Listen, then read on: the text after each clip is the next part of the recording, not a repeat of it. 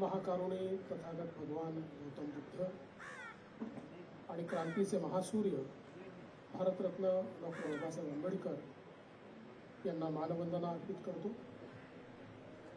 आज मंचावर उपस्थित महाराष्ट्राचे राज्यपाल आदरणीय उमेश बैसजी, आपले लोकप्रिय मुख्यमंत्री माननीय एकनाथराव शिंदेजी, माननीय उपमुख्यमंत्री अजितदादा पवारजी, भीमराव आंबेडकरजी, दीपक केसरकरजी, मंगलप्रभात लोढाजी, संजय बनसोडेजी, नरेंद्र जाधवजी, राहुल शेवाळेजी, प्रवीण दरेकरजी, कालिदास कोळंबकरजी, समीर भुजबळजी, या ठिकाणी उपस्थित सर्व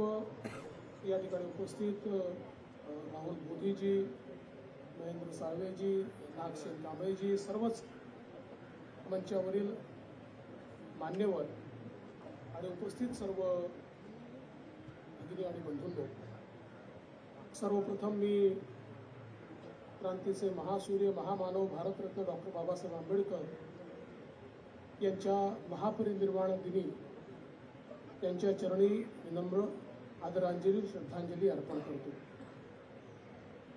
आज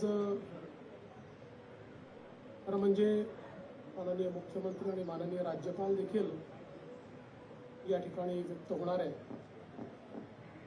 पण या निमित्ताने एक गोष्ट निश्चितपणे या ठिकाणी तिचा उल्लेख केला पाहिजे की आज भारत अतिशय वेगाने प्रगती करतोय। आम्ही जगातली 5वी सर्वात मोठी अर्थव्यवस्था झालो, लवकरच जगातली सर्वात मोठी 3री अर्थव्यवस्था भारत होणार आहे।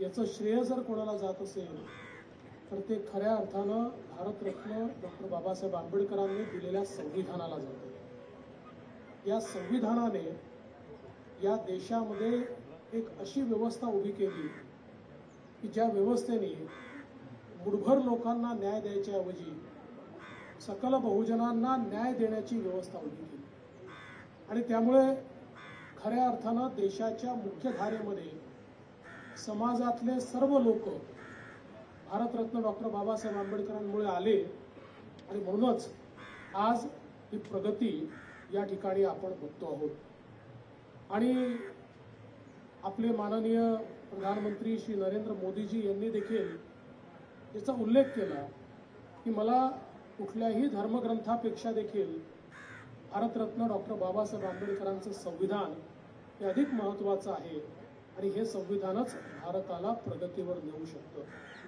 तर म्हणजे हे संविधान तयार करत असताना भारतरत्न डॉक्टर बाबासाहेब आंबेडकरांनी या ठिकाणी समता आणि बंधुता हे जे भगवान गौतम बुद्धांनी सांगितलेली तत्व आहे, या तत्वाच्या आधारावर भारताचं संविधान तयार केलं आणि म्हणूनच आज आपण पाहतोय की शांतीच्या मार्गावर चालून देखील जगामध्ये एक आपली आगळीवेगळी प्रतिमा या ठिकाणी उभी झाली आहे।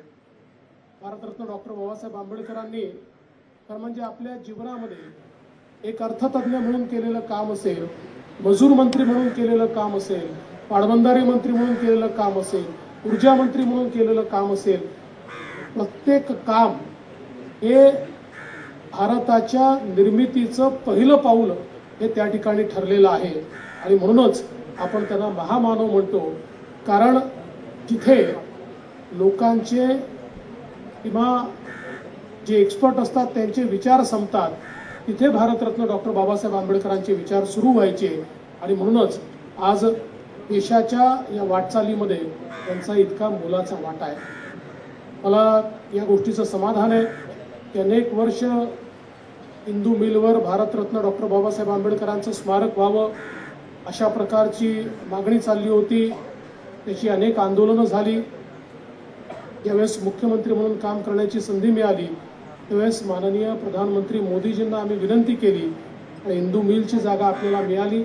आज भव्य स्मारकाचं निर्माण त्या ठिकाणी होत आहे आणि मला अपेक्षा आहे की प्रयत्न तरी आपला असा आहे की पुढच्या महापरिनिर्वाण दिनाला ज्यावेळेस आपण या ठिकाणी येऊ त्यावेळेस त्या स्मारकाला देखील आपल्याला अभिवादन करता आलं पाहिजे।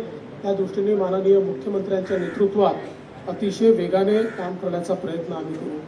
यासोबत ज्या ठिकाणी भारतरत्न डॉक्टर बाबासाहेब आंबेडकरांनी दीक्षा दिली त्या पवित्र दीक्षाभूमीवर मागच्या काळामध्ये आपण काही कामं सुरू केली होती।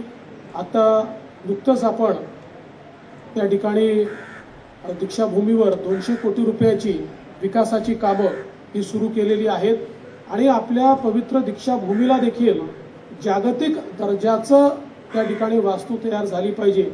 कारण ही दीक्षाभूमी केवळ भारताकरता महत्त्वाची नाही आहे, तर जगभरातनं सगळे जे काही पर्यटक आहेत आणि विशेषतः बौद्ध अभ्यासक आहेत हे सगळे या पवित्र दीक्षाभूमीवर येत असतात आणि म्हणून त्याचं काम देखील आपण या ठिकाणी सुरू केलेलं आहे।